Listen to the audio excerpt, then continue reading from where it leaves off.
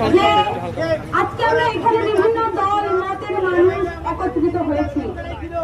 ঠিক একই রকম ভাবে 2024-এর জুলাই অভ্যুত্থানে আমরা বিভিন্ন মত বিভিন্ন পথের মানুষরা ছিলাম।